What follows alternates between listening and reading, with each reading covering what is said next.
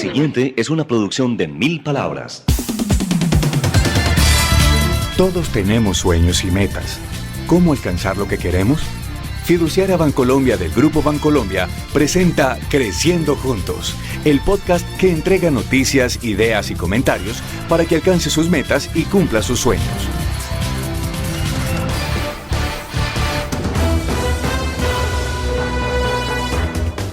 En el último año, una de las palabras más usadas en los medios y en las conversaciones casuales es crisis. Sin embargo, muchos coinciden que lo peor ya pasó. ¿Está recuperándose la economía mundial? Este es el tema principal de la edición número 4 de nuestro podcast.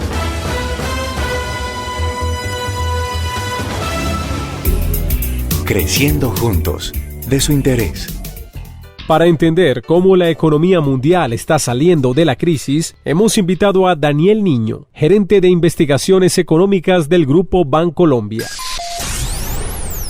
Lo peor ya pasó a nivel mundial, incluso hay elementos que nos hacen pensar lo mismo para Colombia, pero de alguna forma el de la prudencia, entendiendo que esta fue una crisis de unas magnitudes muy grandes, y que la crisis no se gestó de un día para otro y no se sale de ella de un día para otro, o por lo menos no se normaliza el mundo de un día para otro. Pero, ¿cómo llegamos a la situación de crisis?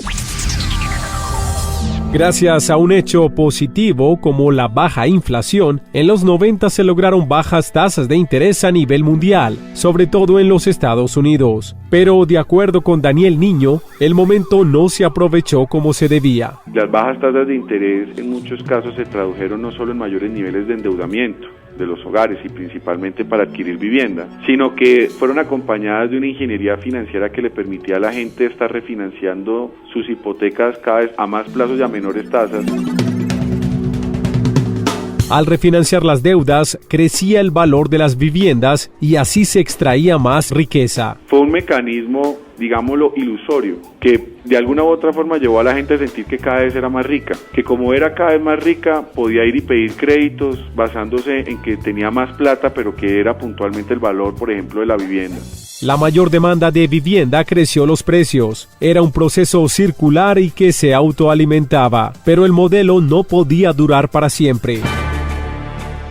Y cuando la gente no pudo seguir comprando vivienda y se había endeudado demasiado, en el proceso de adquirir vivienda se empezó a encontrar con que a la larga el problema era que tenía más crédito que capacidad de pago, porque reitero que es casi que el precio de la vivienda se dobló sin que se doblara el ingreso de las personas. Es decir, que cuando alguien iba y pedía un crédito para vivienda, el valor del crédito era altísimo y no correspondía con los ingresos con que la gente iba a pagar ese crédito.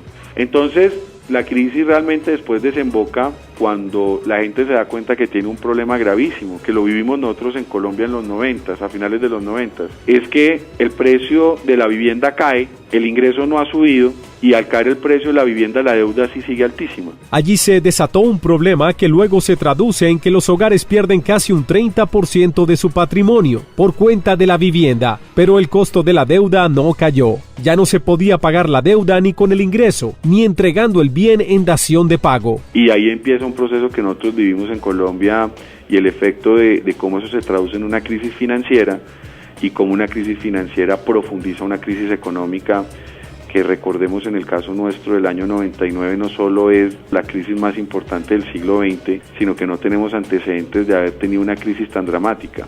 Lo que le está pasando a Estados Unidos es que esta crisis, producto de esto que acabo de narrar, es tal vez la crisis más importante desde la Gran Depresión, desde el año 30.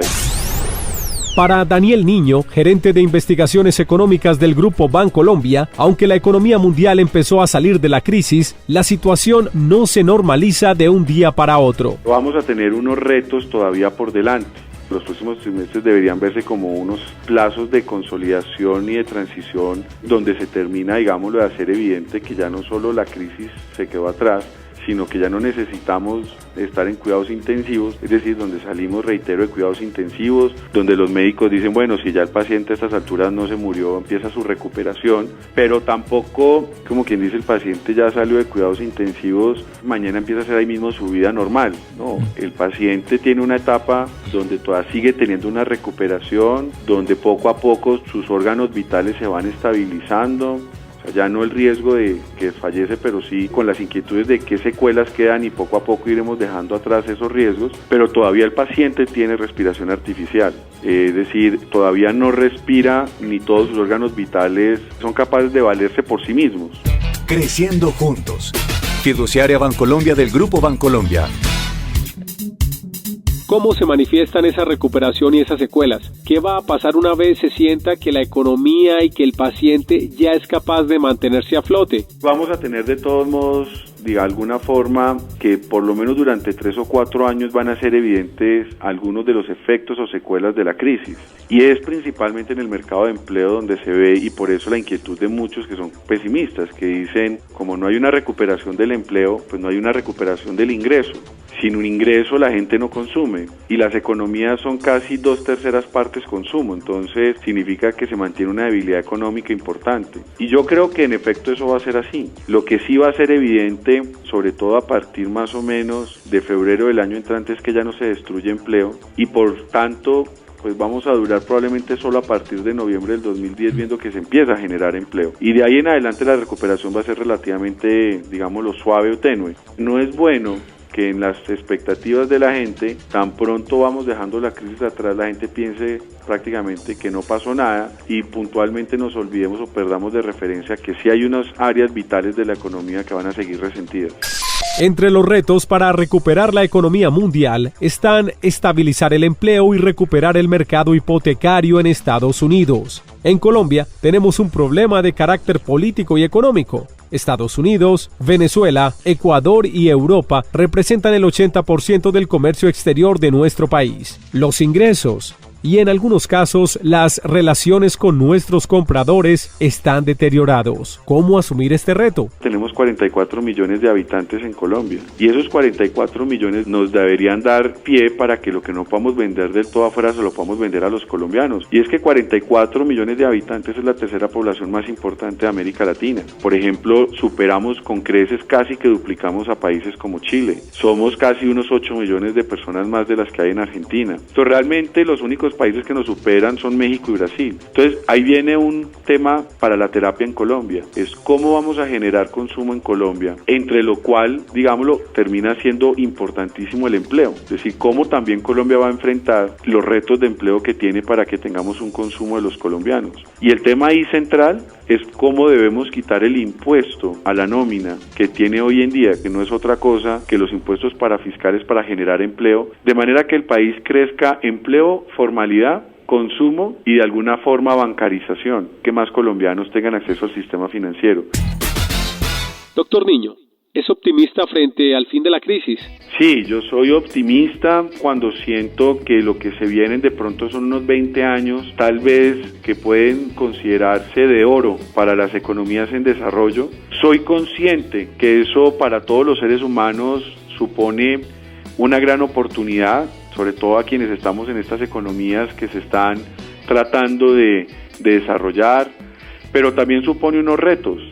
Y es que estamos ante el cambio de un orden económico mundial que no siempre somos capaces de dimensionar la magnitud ni de cómo es la mejor forma para afrontar ese cambio del orden económico mundial, que nos tira un poco a los países en desarrollo el liderazgo del crecimiento mundial. Eso, sin lugar a dudas, me dice a mí que hay que ser muy optimistas, pero que no por eso hay que ser, digámoslo si se quiere, relajados.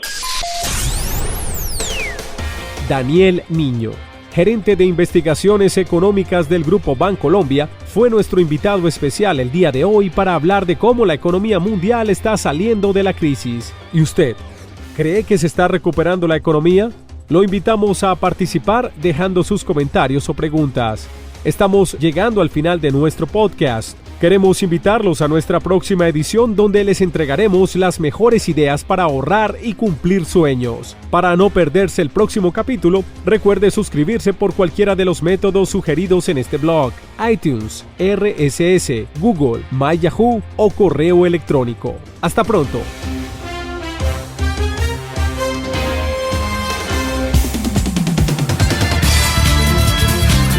Todos tenemos sueños y metas. ¿Cómo alcanzar lo que queremos? Fiduciaria Bancolombia del Grupo Bancolombia presentó Creciendo Juntos, el podcast que entrega noticias, ideas y comentarios para que alcance sus metas y cumpla sus sueños.